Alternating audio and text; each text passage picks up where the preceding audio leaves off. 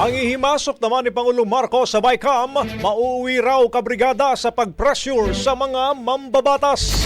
Brigada Haji Caaminyo, ibrigada mo! Brigada Live Report. Iginiit ni House Deputy Minority Leader Franz Castro na hindi dapat manghimasok si Pangulong Bongbong Marcos sa Bicameral Conference Committee para sa national budget. Ayon kay Castro, isa itong eksklusibong legislative function at ang partisipasyon ng Pangulo ay mauuwi lamang umano sa pag-pressure sa mga mambabatas at sisirain ang separation of powers. Tungkulin anya ng lehislatura ang BICAM at hindi dapat dinadaluhan ni Marcos dahil banta ito sa kalayaan ng mga mambabatas na magpasya batay sa interes ng mamamayan.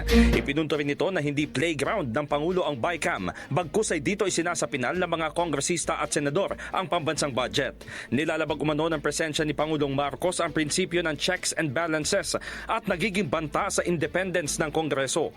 Muli namang ipinanawagan ni Castro ang full transparency at public scrutiny sa susunod na BICAM sa pamamagitan ng live telecast kung saan dapat ay bukas sa lahat ng Pilipino ang bawat deliberasyon upang tunay na maipaglaban ang interes ng mamamayan. Dagdag naman ni ACT Teachers Representative-elect Antonio Tino, ang BICAM ay hindi isang secret club para sa presidente at sa kanyang mga kaalyado upang pagpasyahan kung paano gagastusin ang pondo ng bayan. In the heart of changing lives, ako si Brigada Haji Caaminyo na 105.1 Brigada News FM Manila, The Music and News Authority. Brigada Balita Nationwide. Ang bahaging ito ay hatid sa atin ng Drive Max Coffee. Ligayang tuloy-tuloy.